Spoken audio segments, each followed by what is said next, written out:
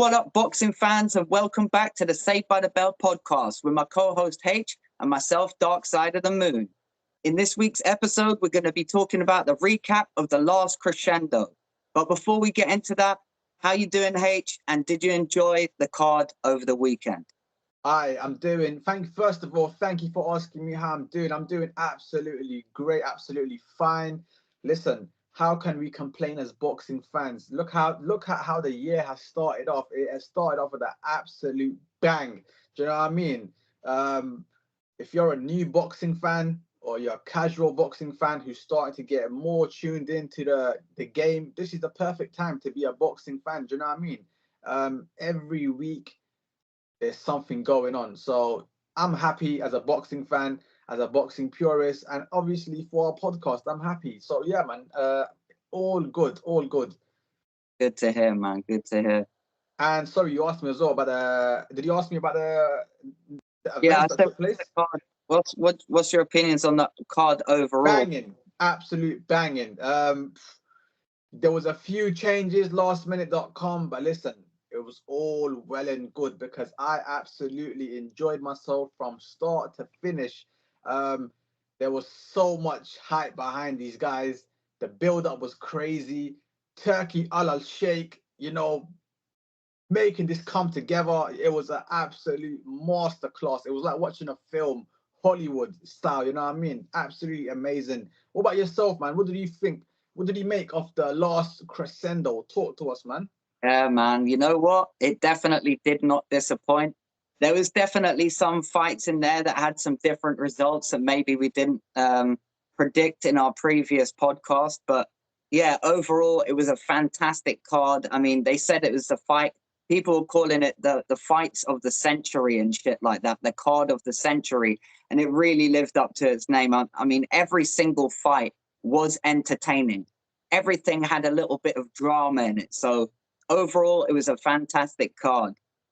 Most definitely, man. Most definitely. So let's get into today's episode. In no particular order, I'm gonna kickstart things off with. I mean, it was a banging card. It was a banging event. But I'm thinking, where should I start? You know what? I'm gonna start with one of our own, Josh Padley, last minute replacement for Shakur Stevenson.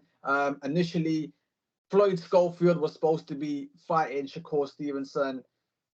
Don't know what's happened there. There's a whole load of conspiracies going on. Some are saying that he got poisoned. Some are saying that his weight cut was too aggressive. Yeah. We haven't really come to the conclusion of what was the main reason or the main cause for Floyd Schofield pulling out the fight.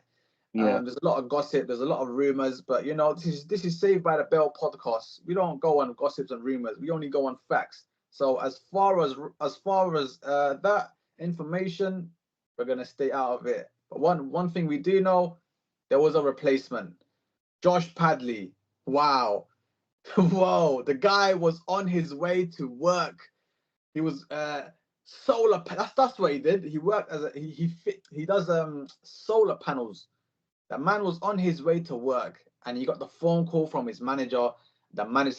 His manager said, "Yo, jump on the scales. We've got a massive opportunity." And I bet Josh Padley was thinking, "What's this guy on about? Jump on the scales? I'm on my way to work, bro. Do you know what I mean?" Anyways, he jumped on the scale. You know what? We could do this. Man said, "Yo, you got to fight against Shakur Stevenson." He's like, "What? Shakur Stevenson? That's a lifetime opportunity. Like, that is absolutely crazy. It's an absolute crazy story."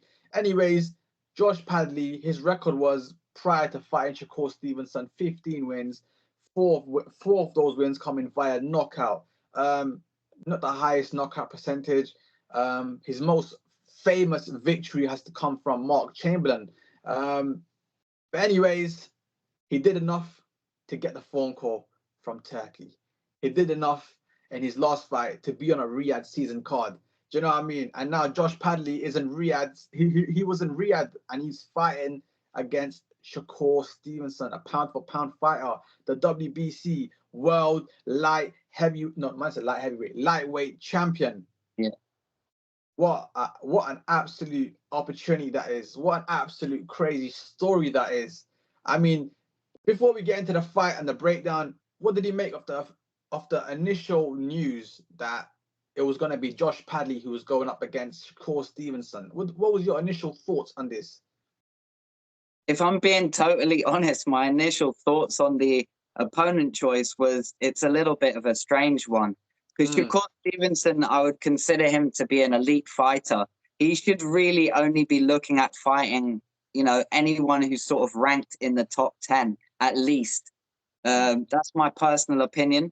However, sometimes some of the other guys, they're not ready. They don't want to take the risk for whatever reason. And you need someone who's got the courage to go and step up and take the opportunity with both hands. And, the result we'll get onto in a minute, but the very fact that he had the courage to take up the opposition. And now, like you said, he goes down in history because that is the greatest card I've ever seen in my life as far as how many top fights were on it. And he's been involved in that, fighting an elite fighter himself. So he can be proud of taking the opportunity. Most definitely, man. Let's get into the fight itself. You know what, yeah?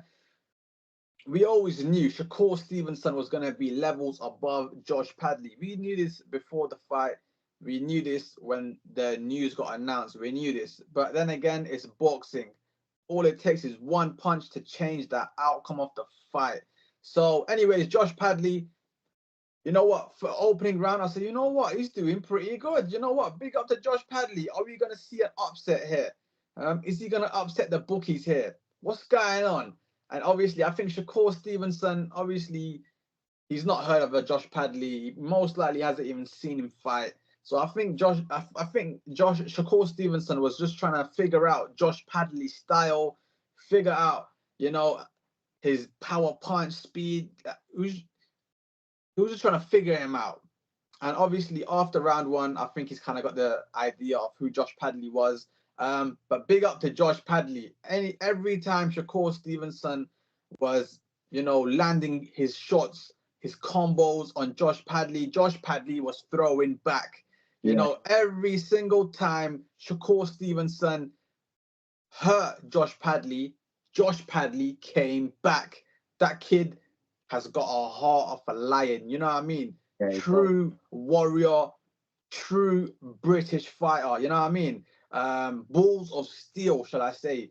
And even before the stoppage, at the round before the stoppage, his cornerman, you know what, they was giving him some banging advice, man. They were saying, listen, we love you. You've done us all proud. You've come here on a 4 or 5 day notice, but you can't take this much damage no more. So far, so good. You've done everything that we've asked of you. You've outperformed what people's expectation was of you. And you know what? You can't keep on taking this damage. You've got a taste of this level. You've got a taste of what it feels like to be at a world level stage, fighting against top world level elite fighters. You've got a taste of it, but we can't keep going on. I need you to show me something. And then obviously, when the round continued, the next round, Shakur Stevenson dropped him. I think it was twice with the body shot, absolute crazy body shots, and obviously the fight got called off. Do you know what I mean? So big up to Josh Padley. You know what I mean? For taking the fight. Big up to Josh Padley for this is the experience. This is a learning curve for him. And for Shakur Stevenson, well, we've got to give him props as well because many people say, "Oh, you fought nobody. Oh, you're a boring fighter." But I can't lie to you. I was pretty entertained in this fight. I was pretty entertained from both fighters. Josh Padley being the underdog, Shakur Stevenson being the guy that he is. Listen, I was entertained, and we're gonna see more of Shakur Stevenson, and we're gonna see more of Josh Padley. Do you know what I mean? That's a fact. But quickly and swiftly, you let me know what was your thoughts on this fight. Yeah, man. Yeah, my thoughts on this fight was it was actually quite surprising. I thought that Josh Padley did a lot better than what I expected. He survived for many more rounds than I expected him to survive for. And hey, he even landed some good shots on Shakur at times. Like he was trying to counter off of Shakur's shots. Like every time Shakur would throw, he'd be like, yeah, well, guess what? I got something back for you. Do you know what I mean? And throw a few shots back. And that's what we want to see, like a good competitive fight. So you have to give credit to Josh Padley, especially as he wasn't what I would consider fighting fit. is when you've had a full training camp and you know who you're training for and shit like that. It's very different to coming in on 5 days notice or whatever it was. So you have to say big up Josh Padley. On the other hand, Shakur Stevenson, I think everybody knows how much of a brilliant technical boxer he is. But, you know, everyone's looking to see if he can try and get some more stoppages on his record. And he did do that tonight. I think, like you said, he dropped him with 2 body shots. I think there was one somewhat early in the fight, and there was one right at the end of the fight, which ended the fight in the end. But, you know, good performance from Shakur Stevenson. Got the stoppage, which is definitely what people want to see. So all I can say is on to the next one for Shakur. I don't know, is he going to try and have a rematch with Floyd Schofield? What's going on there? Or is he going to go on to fight Tank? Because straight after he got interviewed and they said, who do you want to fight? He said, I want to fight Tank next. So we'll have to wait and see what happens with that, man.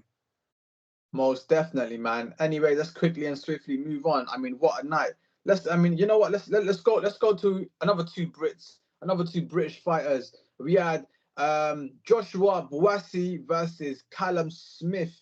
Now, this fight here, I think we both predicted this fight in our last episode. We gave our prediction and we did say this was a 50-50 fight. And the reason why we favored that, because we didn't know what Callum Smith we was going to get. Yeah. You know what I mean? We didn't know if he was going to get the raw dog, the savage Callum Smith, or we was going to get a Callum Smith that's on his way out the game. We didn't know which Callum Smith we was going to get. But we did say this was a 50-50 fight. And to some extent, it was a 50-50 fight. Yeah. Actually, no, let me take that back. It wasn't a 50-50 fight. It was close enough. It was close enough at sometimes because Joshua Buatsi, I felt like he was just gun shy. I don't know what it was. Maybe was it the pressure of Riyadh season? Was it the pressure of being at world level stages? Was it the pressure of fighting Callum Smith? Like, what was it? Because I think he was a bit gun shy. You know, he was a bit timid of throwing his punches. Or maybe he was just getting hit with so many shots that he was fucking tired, because Callum Smith didn't take his foot off the gas. He was on it, bruv. Do you know what I mean? He was on it from round 1 to round end to, was it round 12? He was on it. He said, fuck this, I'm going to give it to you, bruv, Buatsi. I'm going to give you some. Do you know what I mean? You're not taking me out the game. Yeah, you might be on the rise. You might be an up-and-comer, but fuck that. I still got more in the tank. And I think that was the ultimate case of this fight, bruv. Do you know what I mean? Joshua Buatsi did land a few good shots. But what's a few good shots to when Callum Smith is outlanding you by, 5-10 times, bro? Do you know what I mean? Maybe not every single punch is landing, but guess what? It's what the judges see. The judges are seeing a fighter throw more, do more, land more. Where's it gonna go? Where is the decision gonna go? Do you know what I mean? Anyways, I did expect more of Joshua Buatsi. I don't know, like I said, I don't know what it was. Maybe he was gun shy, or maybe he was just not. Maybe he just wasn't ready for this sort of level. You know what I mean? Maybe he wasn't ready because he was initially supposed to be fighting Anthony Yard. That's also a hard fight, though.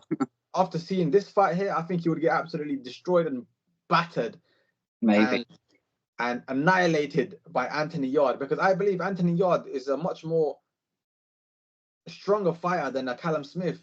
Yeah, he's more explosive. More explosive, and if he lands on Buatsi's gone. Anyways, let's get back on this fight. Let's not get sidetracked. Give us your thoughts. Give us your, you know what I mean, your reaction to the Buatsi and Callum Smith fight. Well, this was a great one to open the main event sort of card. And wow, what a cracking fight. It was very back and forth. I thought it was, you know, I think I could be wrong, but I think we both predicted a Buatsi win. Buatsi points decision win, I think I went with. I could be wrong. Yeah. But I think you're right. I think Buatsi was a bit gun shy, but I think part of that is traditionally Buatsi is not a fast starter. He warms up as the fights go on, and as it gets later, he gets more into it. But I think that some of the reason for that is because Callum Smith kept hitting him with that left hook to the body. Every time you saw him get hit with that left hook to the body, he was struggling. And then he was doubling up on the left hook, throwing it up top, doubling up on the left hook to the head. And I feel like overall, like you said, more shots were landed by Callum Smith. Although it wasn't a one-sided fight, I wouldn't say. There were times where it looked like Callum Smith was getting rocked by Buatsi and maybe he might hit the canvas, but it just didn't happen. And then there was the same thing for Buatsi. It looked like he was going to go numerous times down and he didn't go down. So it was a very, very back and forward fight. I'll start with Callum Smith. I think we know quite a lot about Callum Smith because he's been around for a while. He's been in a couple of world title fights already as well. He's got the experience. And I think experience here was a massive factor. I think Buatsi's good enough to beat Callum Smith, but I think Callum Smith used his experience to help him to win this fight. And I think some of that is understanding that sometimes you can lose because you're not showing enough activity. It's like you said, who's the one throwing the most of the shots? Who's the one that the judges are looking at and thinking, oh, this guy looks like he's landed more of the shots? And that was definitely Callum Smith. You know, on the front foot, Callum Smith's very good. On the back foot, you can see Callum Smith has quite bad deficiencies. On the other hand, going back to Buatsi, I think for Buatsi to improve, he doesn't need to do too much. He just needs to up his activity a little bit. Start a little bit earlier in your fights, maybe not wait so late, and throw a little bit more.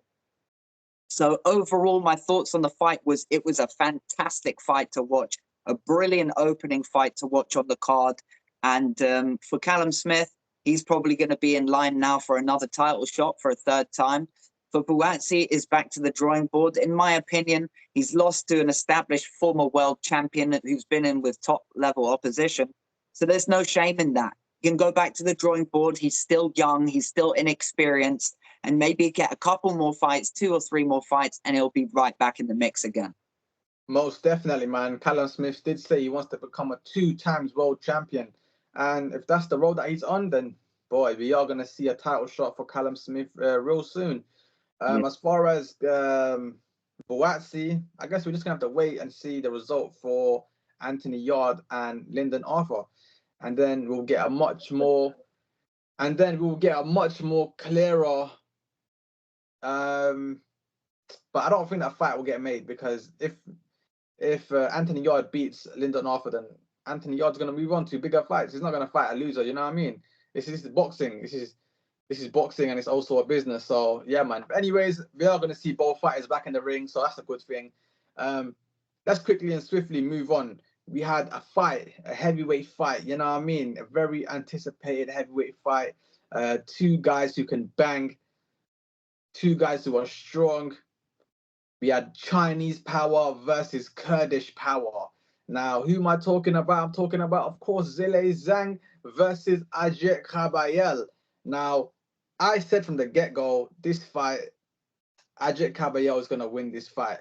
Yeah. I did say it because I said styles make fights, and this was a perfect style for Agit Kabayel to win this fight based on all his attributes that he has in his locker.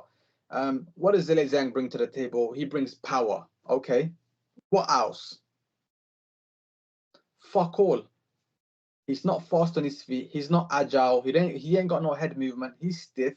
No diddy. He's 41 years of age. Yeah. He ain't got a good gas tank. So the only thing really and truly that Zhilei Zhang has got in his locker is his power and the size and his weight. Do you know what I mean? Which is good for a heavyweight, but listen, when you're fighting someone that's much younger than you, when someone is fast on their feet, when someone knows how to move in and out, when someone's flexible, when someone knows how to dip in and out, punch you, body shots, head shots, and who also holds power, it's a recipe for disaster for Zhilei Zhang. And for that reason, I said this fight is going to go in the favor of Agit Kabayel. I did say this fight was going to be won on a points-based decision for Agit Kabayel, because I didn't believe that Kabayel has got enough power to one bang a Zhilei Zhang, or to really, really hurt a Zhilei Zhang. But then I guess we found out different in the fight, you know what I mean? I mean, besides the knockdown that Zhilei Zhang landed on Agit Kabayel, we got to give Kabayel some credit, because the boy's got some chin. He's got a serious chin because he got banged, he got rocked, and he got back up like it was nothing. Yeah. I was like, you know what? Credit is given where credit is due. The man got rocked and he got right back up and back to business. Do you know what I mean? So big up to Agit Kabayel for that. But then ultimately, we saw what Kabayel was doing. We saw his game plan absolutely battered Zhilei Zhang's body. Yeah. I mean, did you see his body? He looked like a pig. He looked all red. He looked like he got a spank, bruv. His body was gone. And obviously, after a few rounds of body shots, damn, Zhilei Zhang was gone. He said, fuck this. He took the knee and said, nah, I can't even do this no more. This is too much damage, bro. Do you know what I mean? I know I was fighting Agit Kabayel, but I didn't know he was a body snatcher also. Fucking hell. I guess that Dillian White has to share the title now, body snatcher, because from this fight we saw Kabayel, he's definitely a body snatcher too. Do you know what I mean? But ultimately, listen, Kabayel won this fight. We're gonna see Kabayel back in action. I mean, he's calling for some big names. You know what I mean? He really is calling for some big names. As far for Zhilei Zhang, I don't know, man. Where does that put him in the ladder now? Where does that put him? Top 10, top 15, or retirement? Who knows? Because I think a title shot for Zhilei Zhang is out the window right now. Is he going to get a title shot again? Fuck no, I doubt it. I really do doubt it. But yeah, man, what's your thoughts on this fight, man? What was your thoughts on this fight between Zhilei Zhang and Kabayel? Well, my thoughts were it was quite an interesting fight because it was like Kabayel doing what Kabayel normally does, which is throw a very high volume of shots that he also lands a lot of his shots as well. And it looked like, he was beating up Zhilei Zhang, and then all of a sudden, Zhilei Zhang, big bang, pulls out the big bang and knocks down Agit Kabayel. And Agit has to get up from a knockdown and come forward, and he just sticks with the same game plan, keeps throwing multiple shots, body head, keep changing up the levels all the time. Zhang had absolutely no idea where the shots were coming from, and I think he was just battered into submission physically and mentally. And when those final few body shots came in, it was almost like, I can't do this no more. Like, his gas tank was completely gone. You could see by, I think it was the fourth round or so, he already started to look extremely tired in the fourth round. And starting with Agit Kabayel, I think, again, a fantastic performance for him. He establishes himself as the first person to stop Zhilei Zhang. He's also gets credit in the bank because he's now stopped 3 guys who are extremely credible fighters in Magnomedov, I think it was, Arslanbek Magnomedov, and then Filip Hrgovic, and now Zhilei Zhang. So you can see how he's moving up the levels, and all credit to him. He's really looking like a top credible heavyweight contender right now. And I think he's in and amongst some of the best fighters up to the top end, but he's not quite there for a title shot yet. So I guess he's probably going to have 1 to 2 more fights. And then if he keeps winning, he's going to be in contention for a title shot. On the other hand, Zhilei Zhang, fantastic counter punch to put Agit Kabayel down. That was his best work of the fight. I think everyone knows now that Zhang is just a big, heavy dude, and he doesn't have a gas tank. Look, we have to give him some credit as a boxer because he won silver in the Olympics, and that's not easy to do. So he does have some boxing ability, but I think part of the reason why he's so good is because of his size, his weight, his reach. He's also got quite a powerful punch, but if you take those things away, then he hasn't got very much. So all you have to do is stay on your toes, stay 100% on point until it gets to about the 4th round or so, and then you can start wearing him down. Where does Zhilei Zhang go from here now? Because he's had several defeats in his last, 4 or 5 fights that he's had. He's had several defeats now. So I don't know where that puts Zhilei Zhang. Who's he going to fight now? I think maybe a good test would be someone like a Fabio Wardley. Maybe give Fabio Wardley an opportunity and see what Fabio can do. Yeah. But I think Fabio probably beat him probably the same sort of way. He's quite a high activity type fighter and they wear him down. But leave Zhilei Zhang in not a great position. But once again, congratulations to Agit Kabayel. Put on a great performance. Most definitely, man. Most definitely. Credit is given where credit is due. And speaking of skills, let's get into a fight that was meant to be very skillful. Who am I referring to? What am I talking about? Virgil Ortiz Jr. versus Israel Madrimov. Now, a lot of people prior to the fight were favoring for Israel Madrimov because based on his amateur pedigree, based on his skill ability, and based on him being a classic textbook boxer. Now we had a textbook boxer going up against a brawler, a banger, but Virgil Ortiz Jr. is not your average banger or brawler. He's precise with it. Yeah. Yeah, his defense is immaculate. So when we talk about brawlers and bangers, a lot of the times these type of fighters don't have good defense and they don't have the discipline, and they're just wild ones, wild cards. You know what I mean? We call them the wild cards, but not Virgil Ortiz Jr. You can't be a wild card if you're being trained under Robert Garcia. It's not gonna make sense. You know what I mean? I said prior to this fight, I said Virgil Ortiz Jr. was gonna win this fight by a knockout or stoppage decision. Do you know what I mean? And we was pretty close. First thing I want to address is Israel Madrimov is not ready for world level fighters. I personally believe that Israel Madrimov is a classic. It's a classic story between a good amateur fighter, very good in the achievements what he's in the amateurs, but now he's come to the pro game and he's not performing the same way he was performing in the amateurs. Do you know what I mean? There's a difference between the amateurs and the pro game. And I feel like Israel Madrimov is finding out, shit, there's levels to this. Do you know what I mean? And we saw in the fight, I don't think Virgil Ortiz was one bit phased in this entire fight. I don't think there was one time or a moment in this fight where I thought, you know what, this is looking a bit peak for Virgil Ortiz, or is Virgil Ortiz hurt? There was not one moment in this fight that I saw Virgil Ortiz Jr. on the back foot. Virgil Ortiz Jr. was constantly on the front foot, constantly walking down Israel Madrimov. And at first, it looked like Israel Madrimov was landing more shots, but nothing was coming through. And maybe even if something did come through, one or two shots came through.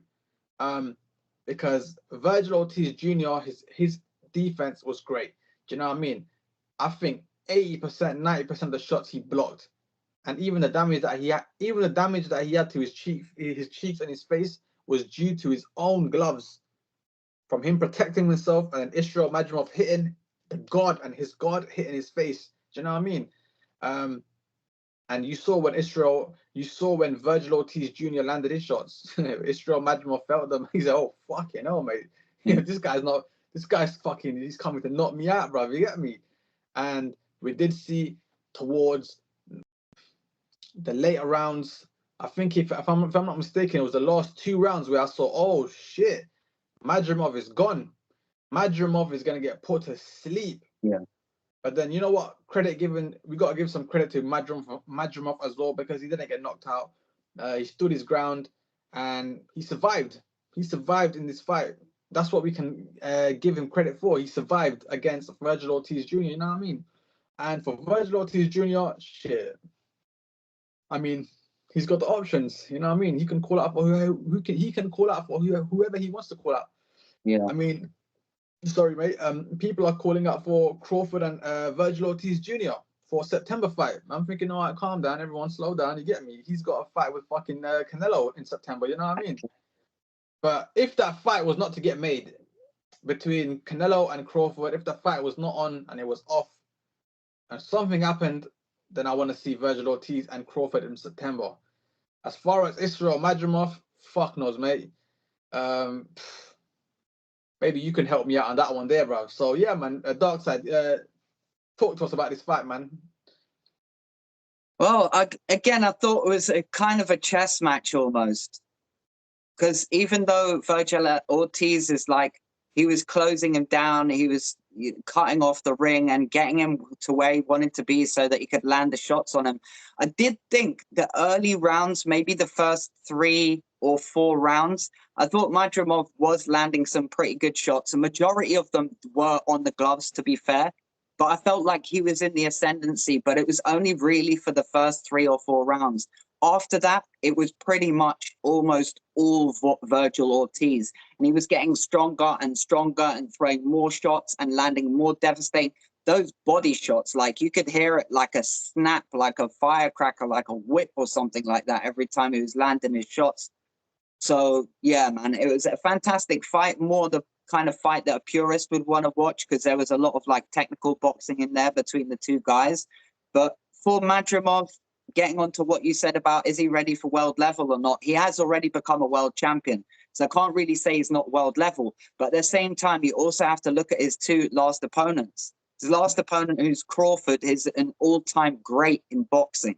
So there's no harm in really losing to an all-time great. And now Virgil Ortiz, he's kind of on the rise. And I think part of Madrimov's mistake was going into this fight too early before he's had a couple more rebound fights. Because now you fought against 2 extremely good guys, but you've taken 2 losses back to back. So for Madrimov, it's not over for him. He's still quite young. He can come again. You should go away, have 3 more fights, build yourself back up, and maybe have some more fights in and around that world level again and see if he can get back to becoming a world champion. On the other hand, Virgil Ortiz, every time I watch this guy fight, I always think the same time. How does he punch with that much velocity? It kind of reminds me a bit in the sense of what we said in the last podcast about Abdullah Mason. The way he punches is so much like acceleration on his punch and so much velocity. It's like you can just tell it's going to do a lot of damage. So he was trying to really pick his shots a lot in this fight, and I think he came with the right game plan. Try and wear down Madrimov. When he gets a bit more tired, then start unloading your shots. Whereas if you're fighting a more stationary fighter, you can start the fight quicker because you're going to land more at the start because they're not really moving too much. But they knew he was going to move a lot. So Virgil stuck to the game plan and boxed brilliantly, landing more, I would say consistently more and more shots as the rounds went on. And yeah, we all wanted to get a knockout, but as most boxing purists know, you can't win every fight by knockout. So fantastic performance from Virgil Ortiz. On to bigger and better things. Like you said, there's loads of people who are going to want to call him out. He's pretty much at the top of the ladder. He must be ranked extremely high under the world governing bodies and stuff. And yeah, I'm excited to see what's next in the pipeline for Virgil Ortiz. That's what I'm talking about. Anyways, speaking of knockouts and speaking of this and that, we did have a good knockout on the night, you know what I mean? I'm pretty sure you know what I'm talking about, but if the fans don't know what I'm talking about, then I'm talking about the knockout that was the knockout that Joeseph Parker landed on Martin Bakole. Now, this was another last-minute replacement fight because initially this was supposed to be an IBF fight for Daniel Dubois' IBF belt against Joeseph Parker. Another conspiracy. Some people are saying Dubois ducked Joeseph Parker. Some people are saying he was ill, this and that. Listen, it is what it is. If Daniel Dubois said he's ill, then we got to take his word for it. What the illness was, fuck knows. A lot of people are roasting Daniel Dubois in the comment section. Me personally, I don't know if Daniel Dubois is a quitter, but a lot of the fans, because we have to understand this, yeah, it's all well and good, but this is a fan-based sport, and majority of the times, if the fans go in one direction, best believe it's just not going to look good. So if the fans are saying that Daniel Dubois is a quitter, it's not looking good, bro. Do you know what I mean? And it's not 1 or 2 comments; it's a majority of fans, because I feel like the fans are not respecting the fact that Daniel Dubois was a quiet boy. He never used to talk. And that's the Daniel Dubois that people fell in love with. The quiet guy, the humble guy, the guy that talks in the ring, not outside. And of course, in recent times, as his balls have dropped and as he's let his testicles hang and get some air, I feel like he's got a bit too cocky, bro. You know what I mean? He's got a bit too big for his boots. Understandably, you know, if you was to finish AJ the way you finished AJ, you would be gassed. You know what I mean? You would be cocky. But coming into this fight, the fans and me personally as well, yeah, I'm not a fan of Danny Dubois because you can't overlook Joeseph Parker. That's what he did. He overlooked Joeseph Parker. He jumped in the ring when Usyk won against Tyson Fury, demanding a fight. Blah blah. What are you doing? What are you doing? Do you know what I mean? And then even when I think it was a sit down with DAZN, and I think it was Ade Oladipo, and he was having a face off with both men, and he asked Daniel Dubois a question. He goes, "Do you think Joeseph Parker is a harder opponent than Anthony Joshua?" And he said, "No." He said, "Nah, I don't think." He goes, "I'm gonna go through him. I'm gonna go through Joeseph Parker. I'm gonna go through him with ease." And I was like, "What's this guy talking about? He's fucking smoking crack or something." You know what I mean? And I believe if Daniel Dubois came into this fight, Joeseph Parker would be the newly crowned IBF champion because Joeseph Parker would have dealt with Daniel Dubois. You know what I mean? I agree with that. And we've seen over time, we've seen it plenty of times. Cocky fighters get put in their place. Prime example, look at AB, About Billions. Who am I talking about? Adrian Broner. He used to talk shit as well. He used to be a cocky guy as well. What happened to him? Damn, he fell off hard. Anyways, I'm getting sidetracked. Let's get back onto the fight here. Anyway, so Joeseph Parker was going up against Martin Bakole. Martin Bakole, if you guys don't know, he's apparently or was the boogeyman of boxing. You know, nobody wanted to fight him. You know, he was the new George Foreman. He's got monstrous power, which he does. But he was going up against Joeseph Parker, and our people just jumped on the bandwagon, started riding his dick, bro. You get me? Started fucking getting the baby oil and fucking, you know what I mean, Johnson's oil, and started spreading it on his fucking cock, bro, and massaging it together. Yeah, fucking Martin Bakole. Oh wow. He's gonna kill Joeseph Parker. He's gonna bury him. Fucking up. And I was like, bro, just fucking calm down. Everyone slow down. Yeah, hop off the fucking Martin Bakole cock train and fucking come back to platform. What's that Harry Potter platform? 9 3/4. Yeah. Yeah, come back to platform 9 3/4, bro. You get me? Come back to fucking reality, bro. You know what I mean? Fucking hell. How can you go, yeah? How can someone with a full training camp, who Joeseph Parker has been in a full training camp for 3 to 4 weeks, how the fuck is he gonna lose to someone who was on a beach sipping on cocktails? Fucking stupid. Do you know what I mean? The guy didn't even come in for the weigh-ins because he was on a flight. He was on the flight coming to Riyadh. He didn't even make it enough. He didn't even make it in time for the weigh-ins because he was on the flight to Riyadh. The guy got in Riyadh at 3 a.m, and about 10 hours later, he was in the fight. How the fuck was he supposed to beat Joeseph Parker? And Joeseph Parker was already in Riyadh for a long time. How the fuck was he gonna do that? You know what I mean? Fucking hell. Anyways, back to the story. We saw, I did predict that Joeseph Parker was gonna beat, and I think it was on our voice notes when we was voice note each other on WhatsApp. I did say Joeseph Parker was gonna beat Martin Bakole with pretty much ease. And the reason I said that was because there was obvious reasons. Martin Bakole, bro, he's gonna come in over 300 pounds. The guy's not been training. Joeseph Parker's been training. Do you know what I mean? Like, Joeseph Parker's got all the attributes to beat a Martin Bakole, even if Martin Bakole was in full training camp. Do you know what I mean? So, anyways, we saw what happened. Fight started off. I think Joeseph Parker was a bit cautious with, you know, the rumors of the boogeyman, blah, blah, blah. But he shouldn't really be cautious because he sparred Martin Bakole before anyway. They've sparred each other, you know what I mean? So they've kind of got a taste of what each other, you know what I mean?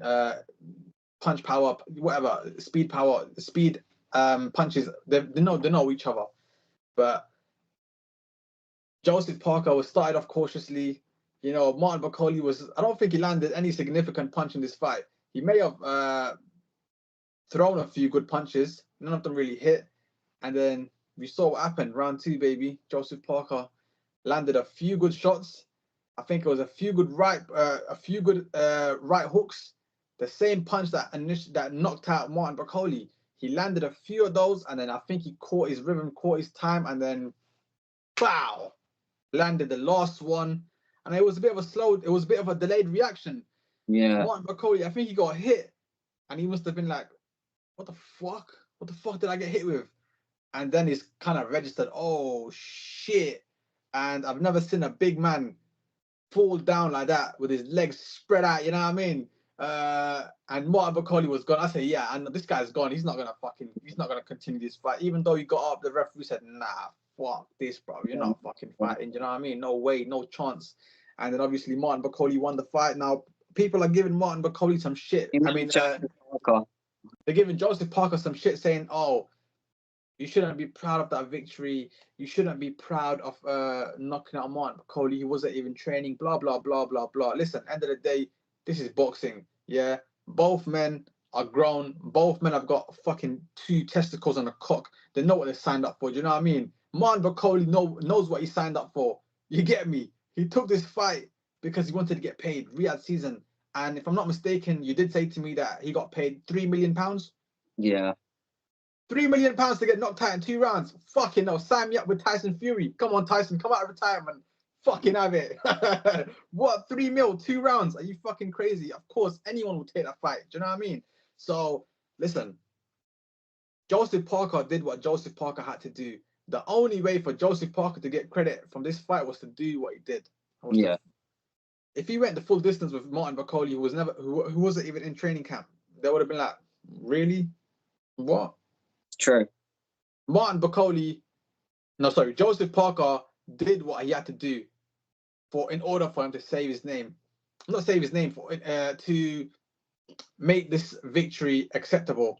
Because yeah, I know what you mean. He knocked out the boogeyman in 2 rounds. Not many people can do that, you know what I mean? But anyways, let's quickly and swiftly move on to your reaction of this fight. I want to hear your reaction. I've been waffling for too long. Let me hear your side, man. That's all right, my bro. You're entitled to say whatever's on your mind. You know what I mean? But yeah, my thoughts on the fight are very similar to yours. I think for most people that know boxing fairly well, they'll know that if you don't have a full training camp, you're not going to be at peak fight readiness, if that makes sense. So you have a massive advantage if you've been training for a particular date. For the people out there that don't know and are more casual boxing fans of the sport, you have to train at particular times to be ready at peak fitness at a particular time. You don't just train up until that time and then, okay, you're ready to go. You have to really plan it so you're at the right fitness when you go into the fight. So I think that has a massive factor in this fight to play. I think we all know that Martin Bakole is traditionally quite a big guy, like he's a heavy guy in general. So he needs time to get into proper fight readiness, which he didn't have. Let's start with Martin Bakole first. I mean, there wasn't much of the fight to really talk about. I mean, he landed a couple of good shots on Joeseph Parker.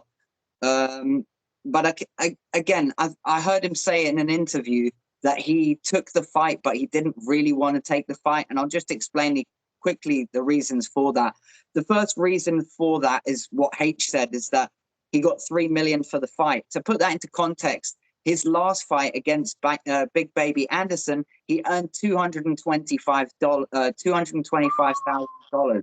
So the context of difference between $225,000 and £3 million is such a large amount. I think most people would have just said, yep, just sign me up. Do you know what I mean? But the second reason that he went on to explain is that he'd already had an offer from Turki Al Sheikh that he'd rejected once before. But he has a 3-fight deal in place with Turki Al Sheikh already.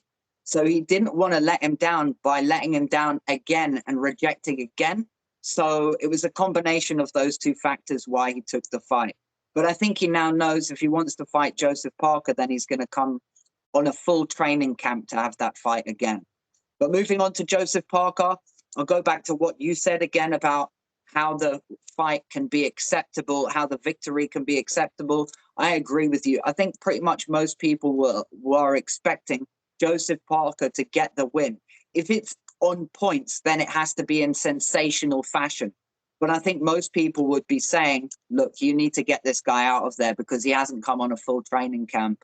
And you have had a full training camp, so we'd expect you to be able to take care of him. And he did exactly that. Nice and early in the fight, hit him with a beautiful shot up right side of his temple. And like you said, it almost took him a few seconds to register. He almost kind of looked at him like, oh, that wasn't so bad. And then it registered. Then you could see his legs turned to complete jelly. He fell over backwards. And then, of course, he did get to his feet, but the ref called it off. I want to speak briefly about the ref calling it off.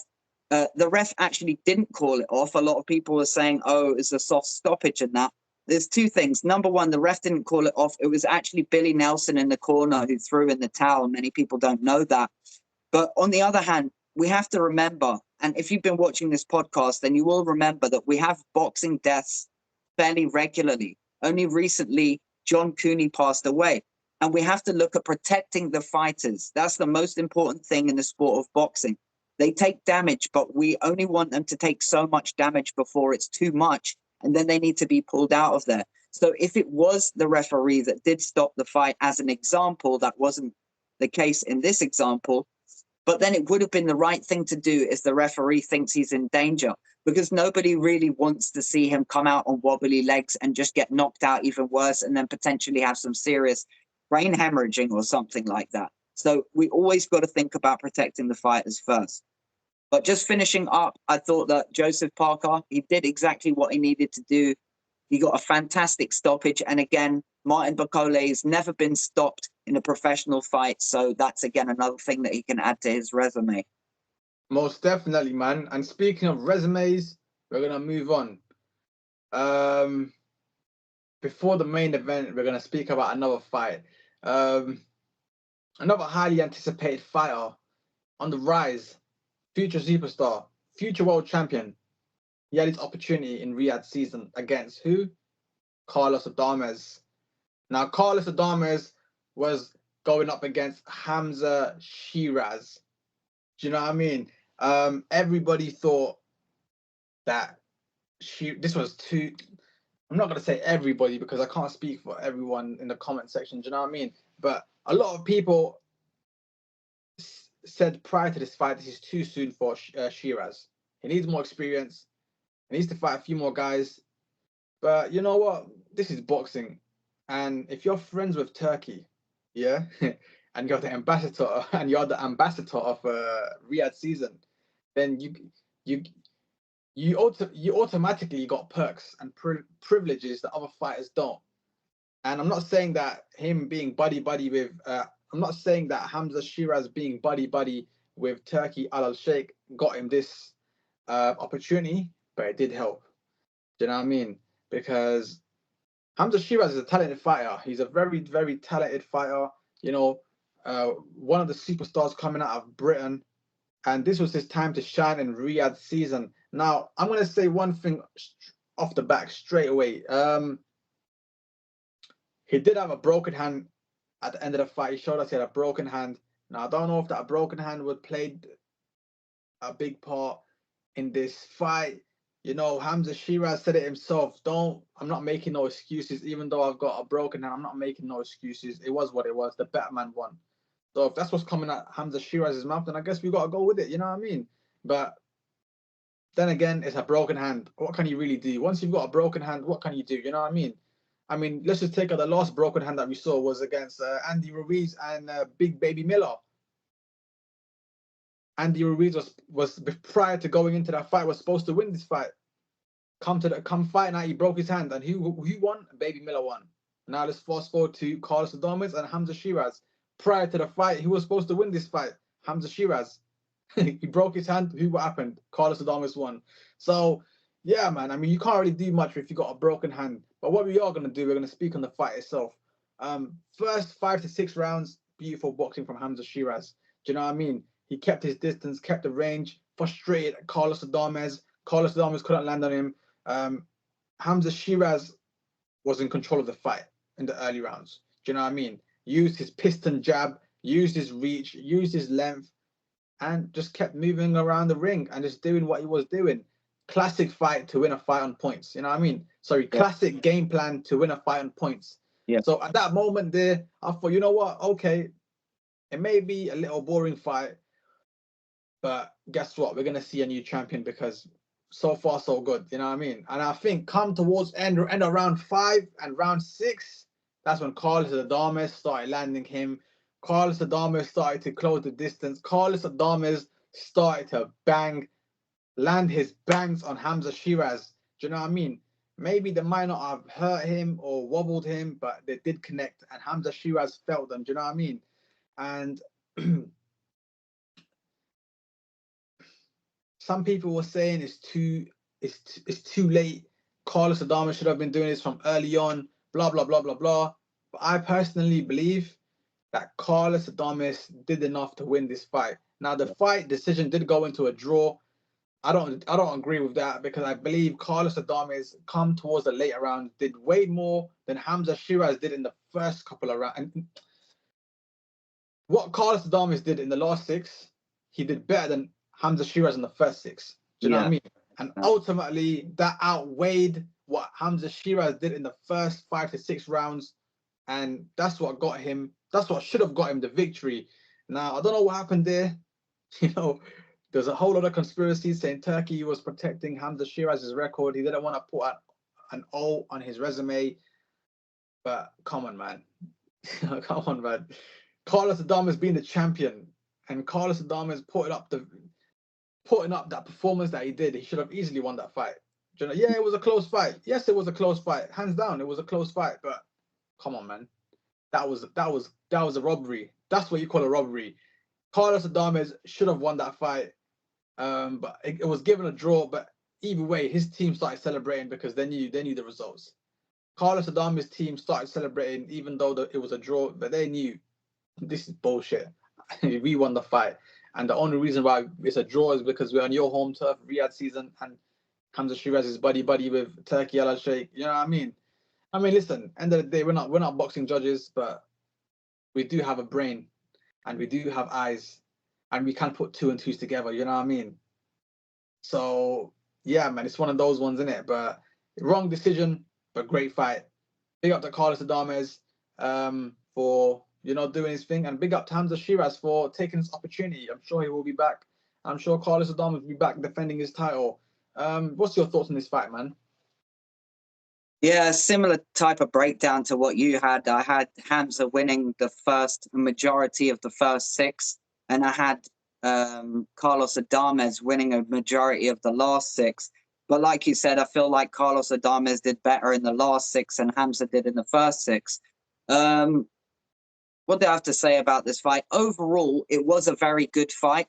I agree with you totally. I do think Carlos Adames won the fight probably by a round or 2. I mean, it wasn't a landslide victory in my personal opinion, but it was pretty clear who won that fight in my opinion.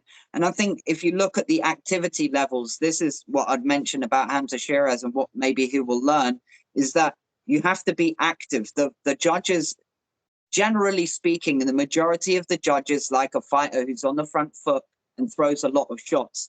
If you're the type of person who's not throwing a lot of shots and is more on the back foot, then the judges are not going to favor you quite as much.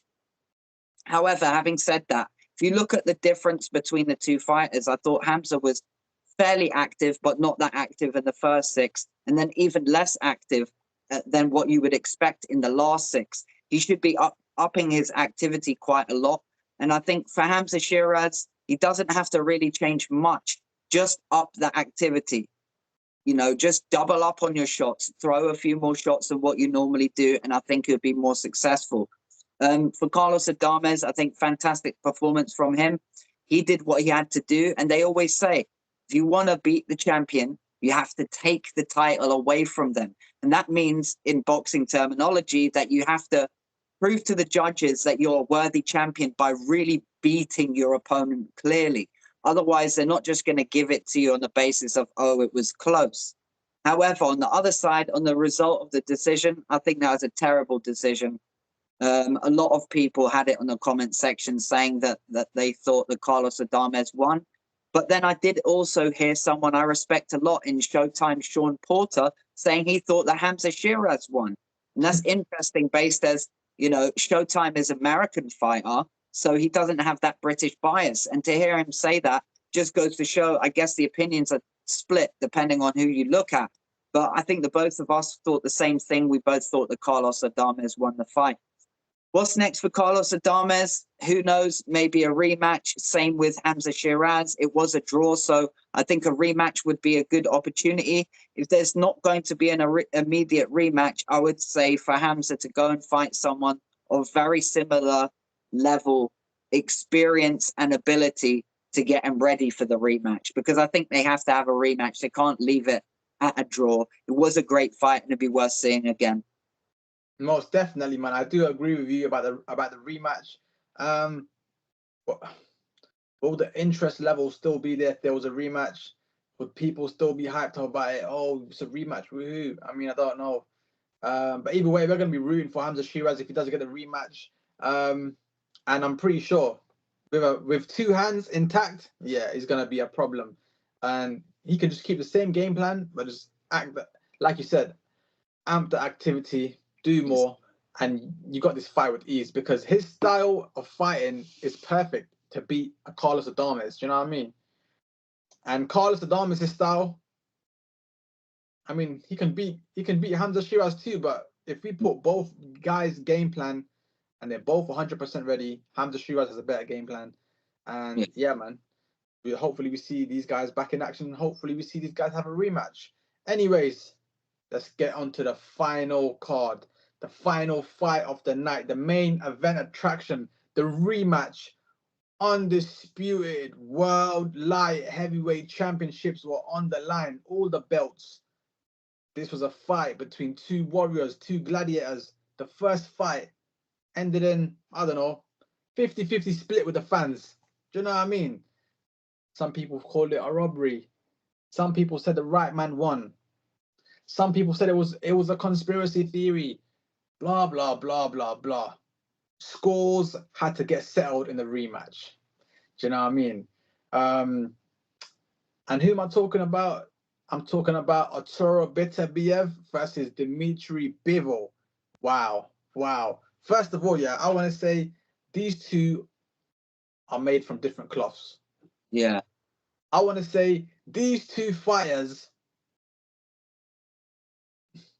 it's very hard to get a level above these guys. These guys are at the top of their class. Yeah. You know, these guys are elite level fighters. And it's pretty crazy to get.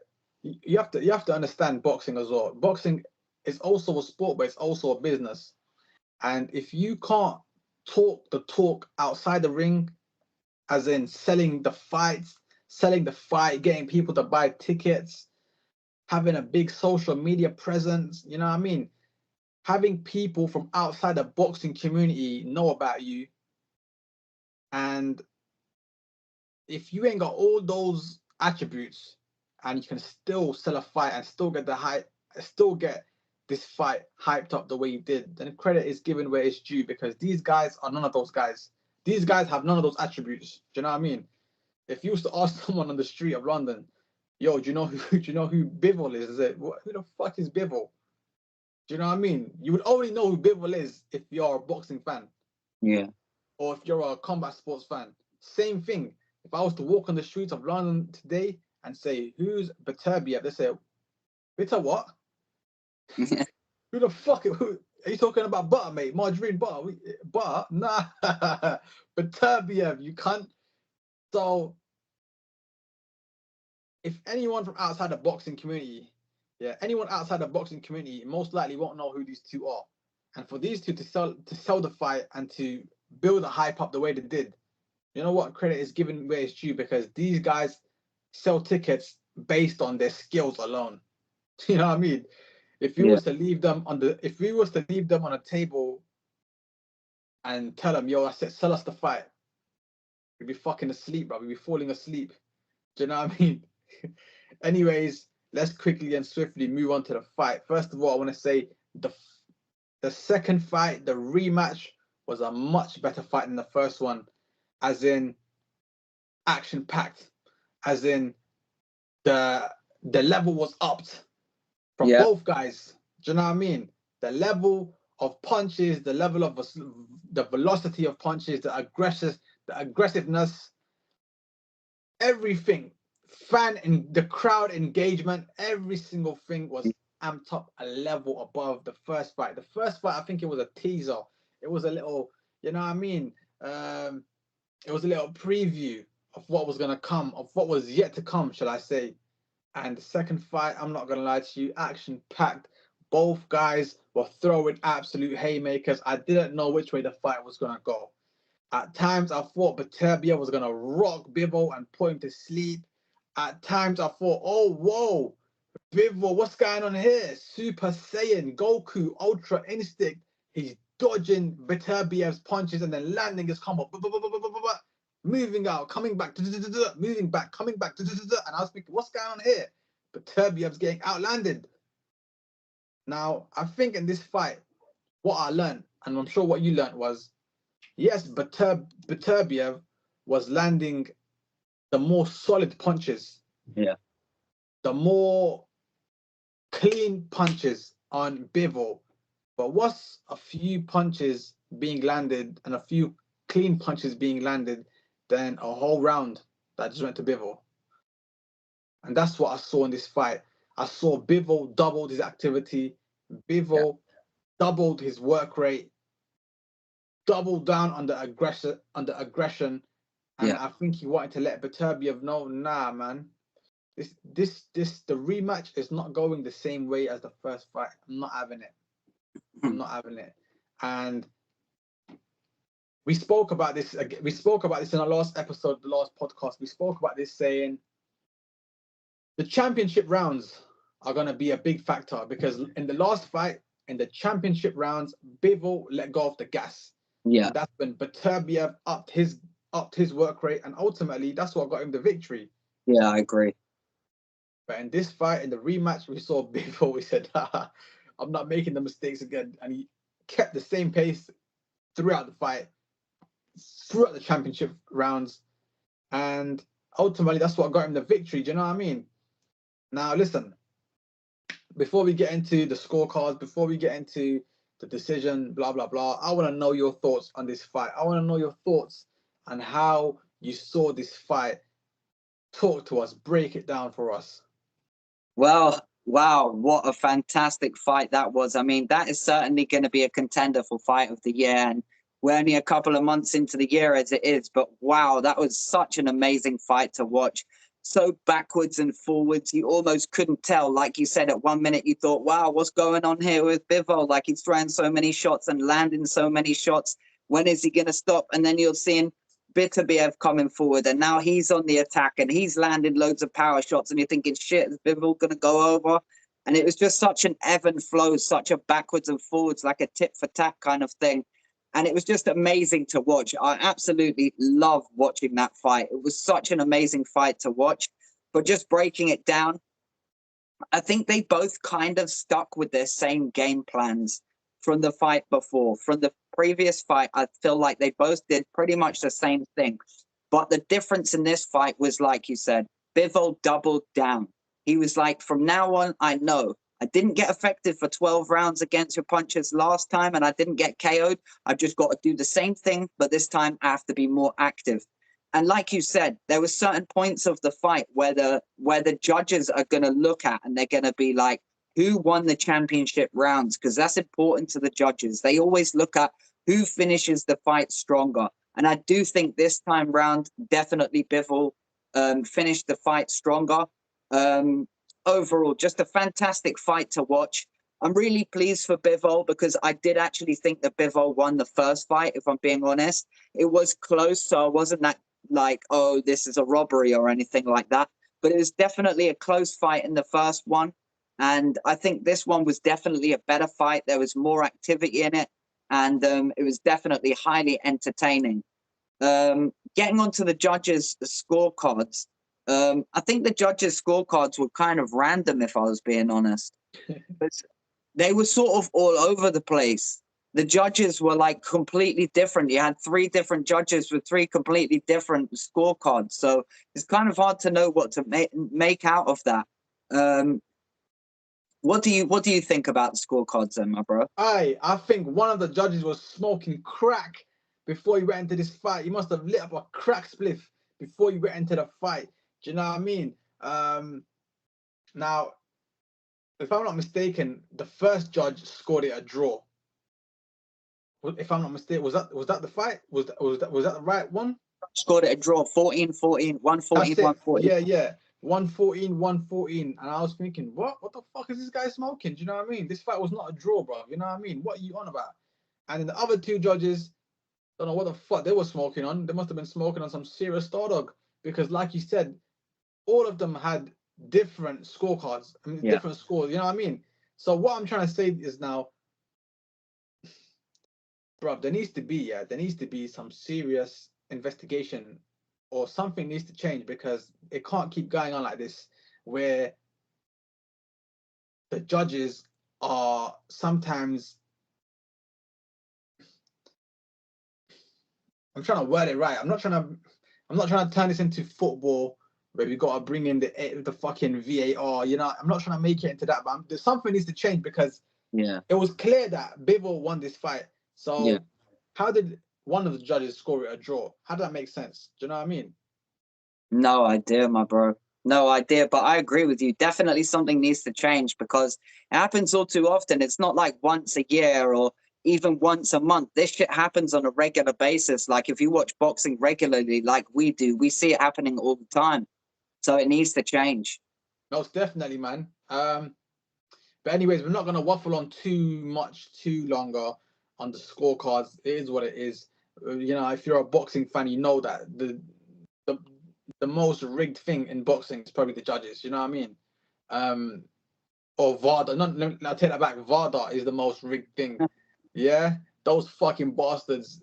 VADA testing, those cunts need to get sued, because you know what? If we made a video on that, we'd be here for another 2 hours. But let's anyways forget about that. But onto the fight as well. Now, one fight went to Beterbiev, one fight went to Bivol. So what does that leave us with? Trilogy. A trilogy. This has to go into a trilogy fight. You can't leave it like this. You cannot leave it like this, especially when it's undisputed fights as well. Especially when it's high-level competition. You can't leave it on 2 fights. We have to get a third fight. Nah, man, I'm not having it. We have to get a third fight. And Beterbiev, I know Bivol was talked about moving up to cruiserweight. Calm down. You can move up to cruiserweight. Just give us a third fight. Yeah, you can move up to cruiserweight. No problem. Just give us a third fight. We want to see one more fight, because we've seen in history, we've seen many great trilogies. You know what I mean? Yeah. I'm going to name you one of my favorites, and I'm pretty sure you know it as well, because you always see me going about it. Arturo Gotti versus Irish Mickey Ward. That has to be one of my favorite trilogy fights, and I believe this is another contender. I want to see a trilogy. I want to see a third fight. Think about it. It's good for the betterment of boxing. It's good for business, and it's good for both fighters' paychecks. Almost definitely. It's a win-win situation. So why not give the fans what we want and go and get paid as well? Do you know what I mean? Absolutely. And I believe in the rematch. I mean, in the trilogy fight, I believe Bivol will remain the undisputed light heavyweight champion, because age plays a big factor in this sport, and Beterbiev is not getting any younger. True. And from the first fight to the second fight, I saw the difference. From the first fight to the second fight, I can see him slowing down now. I can see Beterbiev slowing down.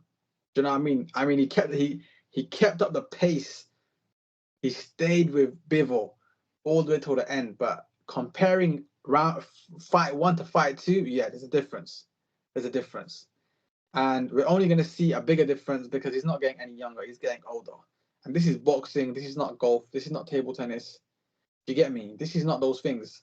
So I believe in the trilogy. If there is a trilogy, Bivol will win this fight.